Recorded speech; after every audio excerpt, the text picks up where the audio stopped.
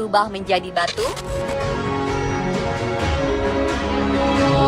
Bukan, ini bukan cerita rakyat Malin Kundang yang bercerita tentang kutukan sang ibu hingga si anak berubah menjadi batu. Tapi ini benar-benar nyata. Ya, seorang bayi berubah menjadi batu. Kasus bayi membatu terjadi pada wanita asal Maroko bernama Zahra Abu Talib. Dalam tubuhnya terdapat janin yang sudah berubah jadi batu. Kisah mengerikan ini bermula ketika Zahra Abu Talib mengandung anak pertamanya di usia 26 tahun. Tiba saatnya ia akan melahirkan. Zahra dibawa ke rumah sakit di daerah Casablanca, dekat tempat tinggalnya di Maroko, untuk menjalani proses lahiran sesar. Zahra bercerita ketika ia berada di rumah sakit, ia begitu ketakutan setelah melihat seorang pasien perempuan meninggal dunia saat proses melahirkan. Peristiwa ini membuat Zahra trauma dan khawatir akan mengalami hal yang sama. Ia lalu memutuskan untuk kabur dari rumah sakit dan menahan rasa mulas dan sakit selama 2 hari hingga tidak jadi melahirkan. Setelah 2 hari menahan sakit, ajaibnya sakit yang luar biasa ini berhenti begitu saja. Zahra pun mempercayai mitos bahwa ia mengalami kasus yang dinamakan bayi tidur.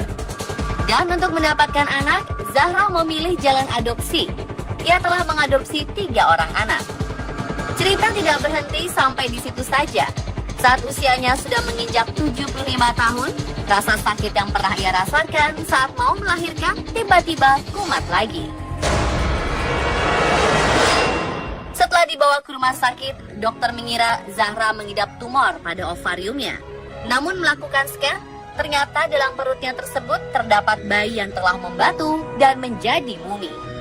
Mengeluarkan janin yang telah membatu lebih susah dan beresiko, sehingga biasanya terjadi komplikasi, misalnya ada perobekan di dinding rahim dan jalan lahir.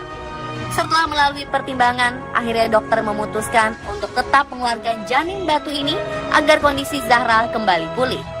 Fosil janin ini berukuran 3,1 kg dengan panjang mencapai 42 cm.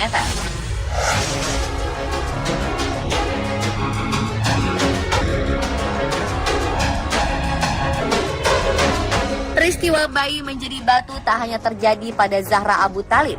Dalam kurun waktu 400 tahun, sekitar 300 wanita lainnya di dunia juga mengalaminya. Contoh lainnya dialami oleh wanita berusia 92 tahun di Chili. Di dalam perut nenek ini terdapat bayi yang tak dilahirkan dan diperkirakan telah berusia 50 tahun dalam perutnya. Bedanya dengan Zahra Abu Talib, nenek ini mengaku tidak pernah menyadari kalau ia sedang hamil. Bayi naas tersebut harus menemui ajalnya dengan meringkuk kaku serta membatu.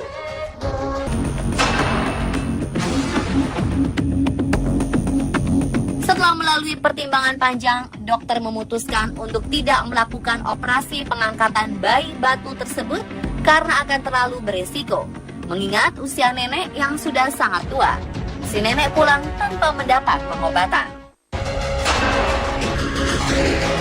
Kasus serupa juga pernah terjadi di Indonesia, tepatnya di daerah Jambi.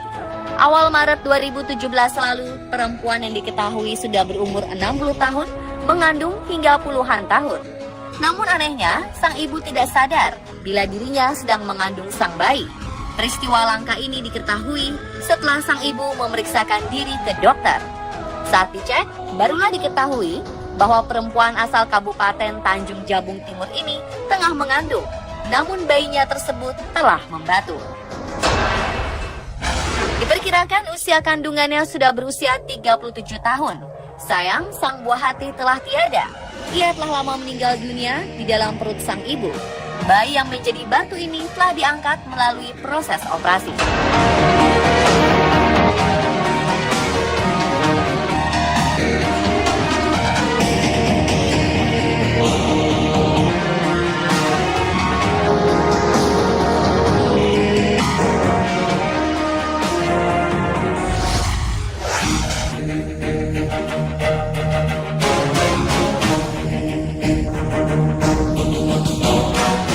Kisah bayi berubah menjadi batu bukanlah kisah legenda yang tak nyata, seperti halnya kisah legenda Malin Kundang yang dikutuk menjadi batu.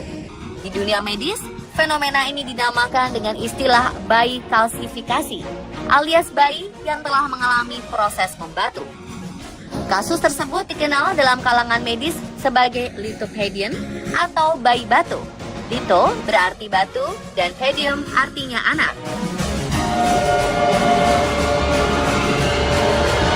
Dokter spesialis kandungan dari Rumah Sakit Bersalin di Jakarta, Dr. Musa menjelaskan bahwa sebenarnya bayi berubah menjadi batu adalah hal normal dalam reaksi pertahanan tubuh akibat kematian janin. Karena itulah, proses kehamilannya pun terhenti dan akhirnya janin di dalam tubuhnya mengalami proses pengapuran. Untuk menghindarkan tubuh ibu dari infeksi sebab busuknya organ sang janin, ia mengalami kalsifikasi atau berubah menjadi batu. Jadi sebetulnya lithopedion itu adalah janin itu sendiri yang kemudian prosesnya karena meninggal. Kalau kecil dia akan diserap kembali oleh tubuh, diresorpsi namanya. Tapi kalau gede, sudah besar, diresorpsi pun tidak akan habis sehingga tertinggallah yang namanya janin tadi. Kemudian dia akan membentuk semacam bungkus yang namanya pengkapuran, kalsifikasi, dan kemudian mengeras. Tujuannya sebetulnya mekanisme untuk tubuh sendiri supaya tidak terjadi infeksi. Nah, pengerasan itu sendiri kemudian disebut dengan lithopedion. Dr. Musa menyebutkan, kasus seperti ini biasanya terjadi pada kehamilan yang tidak disadari, atau biasanya sang ibu tidak melakukan pemeriksaan ke dokter kandungan. Begitu mengetahui dirinya tidak menstruasi beberapa bulan. Akhirnya baru ketahuan setelah sekian lama saat perutnya merasakan sakit yang sangat hebat. Kemudian lithopedion itu terjadi, itu kan ceritanya lama. Satu, yang bersangkutan tidak melakukan pemeriksaan kepada dokter. Ketahuannya setelah sakit yang luar biasa baru dilihat, baru ada itu kan.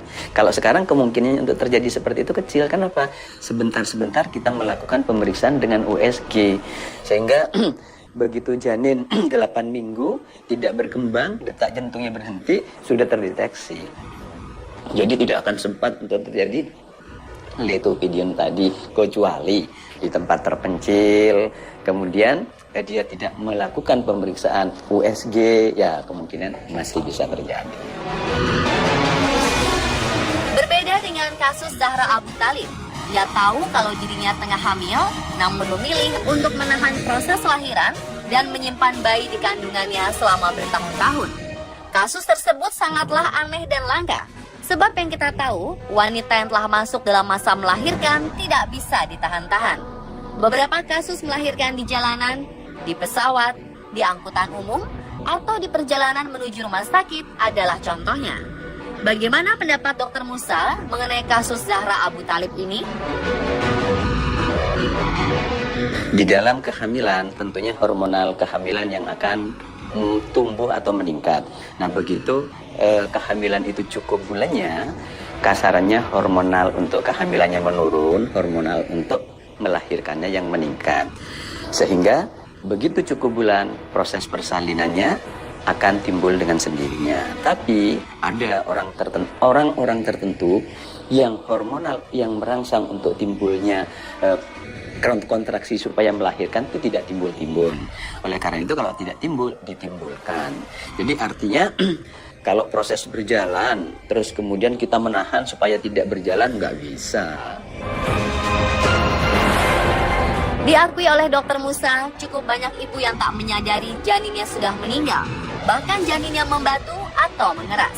Hal ini terjadi karena kurang pekanya sang ibu, terlebih lagi karena tak ada reaksi penolakan pada tubuhnya. Merasakan mual-mual pun juga tidak bisa dipastikan hamil kalau tidak memeriksakan diri. Ya, sebetulnya kalau kehamilan itu ada dua tanda, subjektif sama objektif. Kalau subjektif itu merasa tidak haid, bisa orang itu merasa hamil sehingga timbul mual segala macam. Tapi kalau objektif tentunya pertama tidak haid, kemudian dilakukan pemeriksaan semacam tes kencing. Nah, kalau tes kencingnya positif, pasti itu akan dinyatakan hamil. Kalau ditambah lagi dengan pemeriksaan USG, di situ akan terlihat buah konsepsi, pasti dia akan dinyatakan hamil. Tapi memang belum tentu orang hamil itu mempunyai keluhan. Tidak semua orang, artinya mual dan muntah tadi belum tentu, sifatnya individual. Jadi tidak berarti orang mual, muntah bisa dipastikan, diartikan bahwa itu hamil, tidak. Bahkan tidak menstruasi atau terlambat menstruasi juga tidak bisa dipastikan hamil. Kalau misalnya orang tidak menstruasi, bisa saja karena gangguan hormonal, sehingga keseimbangannya terganggu, sehingga dia tidak haid, tidak menstruasi, tapi tidak hamil, bisa saja. Jadi cara paling benar untuk mengetahui sudah hamil atau belum adalah dengan memeriksakan diri ke dokter untuk dilakukan USG. Begitu pula dengan tanda-tanda kematian janin di kandungan. Janin tidak bergerak, detak jantung menghilang, kram atau sakit perut, semuanya hanya dapat diketahui dengan melalui pemeriksaan USG. Mendengar kesimpulan dari Dr. Musa, berarti kita semua tidak perlu khawatir akan kasus bayi membatu atau berubah menjadi mumi dengan memeriksakan diri Anda ke dokter secara rutin. Dan pemirsa, itulah tadi penjelasan mendalam mengenai bayi batu versi on the spot. Semoga menambah pengetahuan kita ya.